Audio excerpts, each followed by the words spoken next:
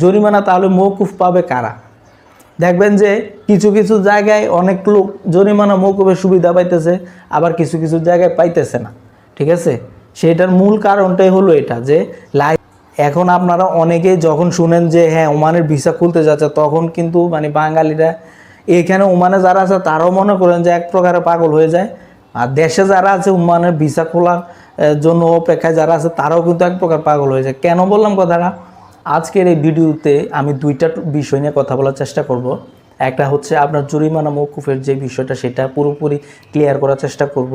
2 number যেটা হচ্ছে আপনার ওমানে আপনার নতুন করে ভিসা খোলার যে একটা সম্ভাবনা তৈরি হয়েছে, বিশেষ করে আসন্ন আপনার খারিফ সিজনে যেই সিজনটা আছে সেটাতে আপনার ওমান সরকার কিন্তু বিভিন্ন পদে কিন্তু তারা সিজনাল ভিসা চালু করার একটা পদক্ষেপ কিন্তু নিয়েছে। তো সেই বিষয়টা নিয়েও কথা বলার চেষ্টা করব। তো ভিডিওটি সম্পূর্ণ দেখবেন এবং বেশি বেশি শেয়ার করে দেবেন যাতে অন্য প্রবাসী ভাইরা জানতে পারে। তো প্রথমে আসবো জরিমানা মওকুফের যে বিষয়টা। আপনারা জানেন যে এই জরিমানা মওকুফের বিষয় নিয়ে আপনার বিভিন্ন প্ল্যাটফর্মে কিন্তু ইউটিউব বলেন বা ফেসবুক বলেন, সেখানে কিন্তু আপনার ভিডিওতে সয়লাভ হয়ে গিয়েছে।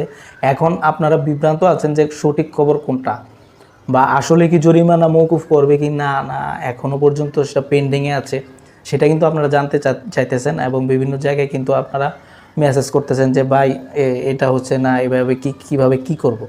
তো আমি বিষয়টা ক্লিয়ার করার চেষ্টা করতেছি।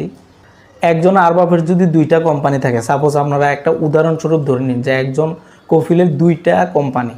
এখন 2টা কোম্পানিতে একটা কোম্পানির ভিতরে আপনার আছে জরিমানা বা গ্রামা যেটাকে বলে মুখালেফা আছে আপনার প্রায় 500 থেকে 600 রিয়াল।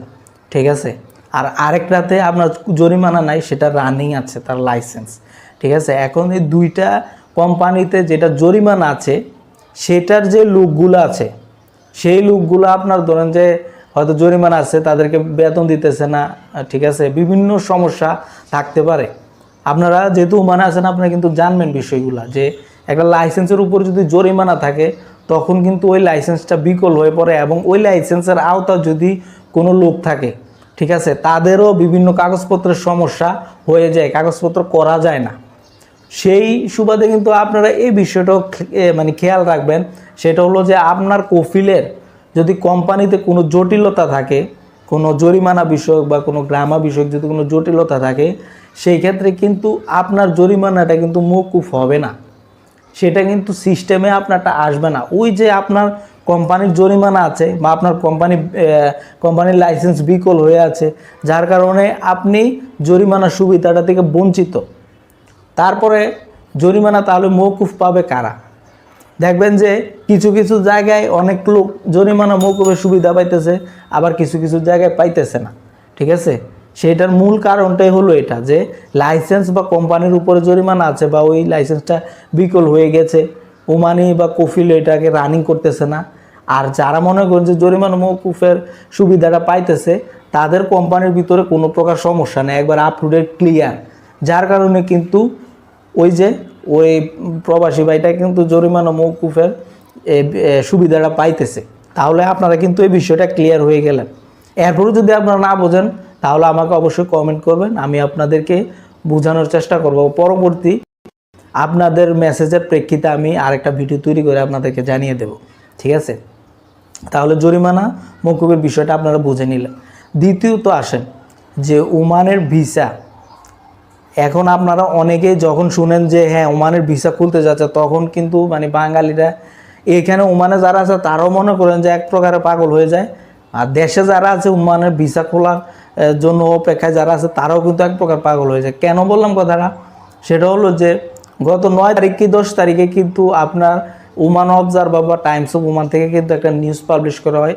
সেটা হলো যে ওমানে সিজনাল ভিসা ওপেন করতে যাচ্ছে ওমান সরকার, সেটাই কিন্তু প্রস্তাবনা দিয়েছে। এখনও কিন্তু এটা কার্যকর হয় নাই, তো আশা করি হয়ে যাবে, আপনারা চিন্তায় থাকবেন না। তো এইখানে মূলত বিষয়টা হলো যখন এই নিউজটা পাবলিশ হয়েছে তখনই কিন্তু ইউটিউব বলেন ফেসবুক বলেন ভিডিওতে সয়লাভ হয়ে গেছে যে ওমানের ভিসা খুলে দিছে, ওমানের ভিসা খুলে দিছে। ভাই ওমানের ভিসা তো খুলে নাই, তারা বলছে যে অস্থায়ী ওয়ার্ক পারমিট দিবে। অস্থায়ী ওয়ার্ক পারমিট আপনারা যারা প্রবাসী আছেন তারা কিন্তু কম বেশ বুঝবেন। আর যারা দেশে আছেন তারা কিন্তু বুঝেন নাই। তারপর আমি বুঝাই দিতেছি, অস্থায়ী ওয়ার্ক পারমিট মানে হয়েছে যে সিজনাল। যেমন 1 বছরের ভিতরে আপনার সাথে একটা চুক্তি করবে ওমানে থাকা ওই কোম্পানি, যে আপনি ওইখানে 3 মাস থেকে তাদের কোম্পানির হয়ে কাজ করবেন, 3 মাস পর আর দেশে চলে যাবেন, ঠিক আছে? বা 6 মাস করবেন, ঠিক আছে? 6 মাস, 7 মাস, 8 মাস, 1 বছর, ঠিক আছে? যেহেতু এই খারিফ সিজনটা 4 মাস থাকে, তাহলে এটা 4 মাসের উপরে কিন্তু আপনার কোনো কোম্পানি চুক্তি করবে না। অতএব এই ভিসাটা যদি চালু হয় তাহলে আপনি সর্বোচ্চ 4 মাস ওমানে থাকতে পারবেন। তাহলে মূল কথা হলো যে ওমানের ভিসা, যে ওয়ার্ক পারমিট, যে ভিসা, স্থায়ী যে ওয়ার্ক পারমিট ভিসা, সেটা কিন্তু খোলা হইতেছে না, খোলা হইতেছে আপনার অস্থায়ী ওয়ার্ক পারমিট মানে সিজনাল ভিসা, ঠিক আছে? এটা এখনও পেন্ডিংয়ে আছে, আপনার মাত্র প্রস্তাব হয়েছে, সংসদে পাশ হওয়ার পরে কিন্তু তারা কার্যক্রম চালু করবে।